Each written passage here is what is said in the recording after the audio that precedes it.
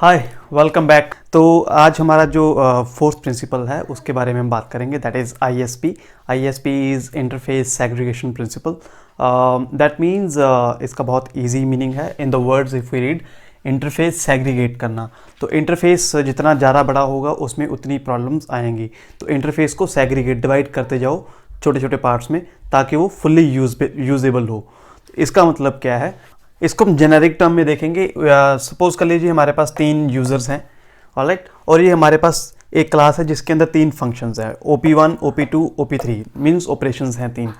तो सपोज कर लीजिए यूज़र वन सिर्फ OP1 यूज़ कर रहा है, यूज़र टू सिर्फ OP2 यूज़ कर रहा है, यूज़र थ्री सिर्फ OP3 यूज़ कर रहा है। इसका मतलब क्या है कि जब OP2 और OP3 कुछ चेंज होगा तो ये क्लास रिकम्पाइल होगी, बट OP1 चेंज नहीं हुआ। इसके बावजूद यूज़र वन को चेंजेस दिखेंगी और यूज़र वन के लिए भी उस क्लास को टेस्ट करना पड़ेगा, जबकि वो इन दोनों को यूज़ कर भी नहीं रहा है। दैट मीन्स इस इंटरफेस को हमने जितना लीन करना है उतना बेटर रहेगा। तो इसको कन्वर्ट करने के लिए हमें इसको सेग्रीगेट करना होगा। तो सेग्रीगेट मीन्स इस जो एक इंटरफेस है हमारा जिसमें तीनों फंक्शंस हैं, उसके आगे एक सेकंड लेयर बना देंगे हम छोटे इंटरफेसेस की। तो अब यहाँ पे हमारे पास तीन और इंटरफेस आ गए जो इसको इनहेरिट कर रहे हैं। तो इसमें हम जब देखेंगे OP1 को इसने ओवरराइट किया, तो OP1 सिर्फ यूज़र वन यूज़ करेगा। तो यूज़र वन इस क्लास की बजाय अब इसको इंप्लीमेंट करेगा जिसमें सिर्फ एक ही मेथड है। Same goes with user two and user three. Okay, ये एग्जांपल है, एक .NET की क्लास है। तो हमारे पास एक इंटरफेस है आई व्हीकल, उसके अंदर दो मेथड्स हैं, ड्राइवर और फ्लाई। सो इसमें हमारे पास इसकी दो इम्प्लीमेंटेशंस हैं, एक कार है, एक मल्टी फंक्शनल कार है। तो जो कार है हमें पता है वो उड़ नहीं सकती है, तो उसने ड्राइवर मेथड को उसने ओवरराइड कर दिया। But for fly this method उसने throw new exception not implemented exception, because हम इसको नहीं कर सकते हैं।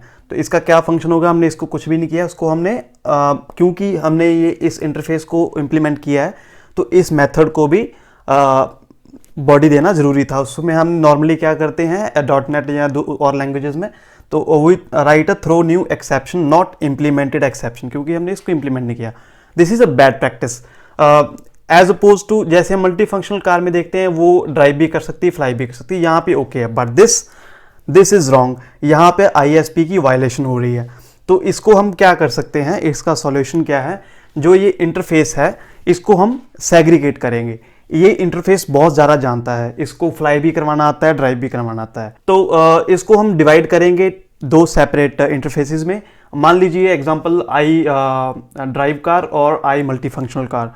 तो उसको हम जो दूसरा इंटरफेस होगा उसमें एक ड्राइवर मेथड होगा और एक में सिर्फ फ्लाई होगा, या फिर दोनों भी हो सकते हैं।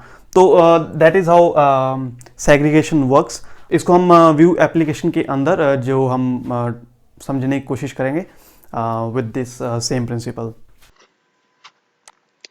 Okay, ISP. तो इंटरफेस सेग्रीगेशन प्रिंसिपल कहता है कि डाटा उतना ही दो जितना चाहिए आपको। तो हमने यहाँ से एक क्राउजल आइटम को हमने कुछ डाटा पास किया था। Let us go to this example,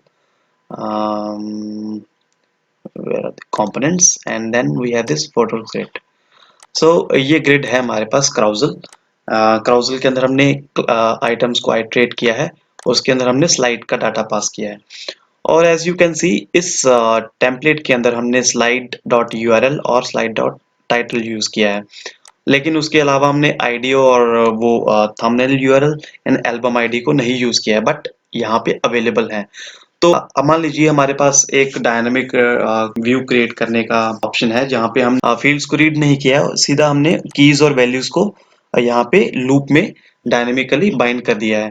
यहाँ पे अब जब हम रेंडर करेंगे तो यूआरएल और टाइटल तो आएगा ही, लेकिन उसके साथ में आईडीज भी आ जाएंगी जो कि यूजर फ्रेंडली नहीं होगी। तो उसका नुकसान यही है। अगर हमने यहाँ पे आईएसपी फॉलो किया होगा तो वो चीज पॉसिबिलिटी खत्म हो जाएगी। मोर ओवर जितना हमें डाटा चाहिए उतना ही हम उसको पास भी कर देंगे। ऑलराइट, तो let's check out this ISP और देखते हैं इसमें क्या हमने चेंज किया है। Let's check out.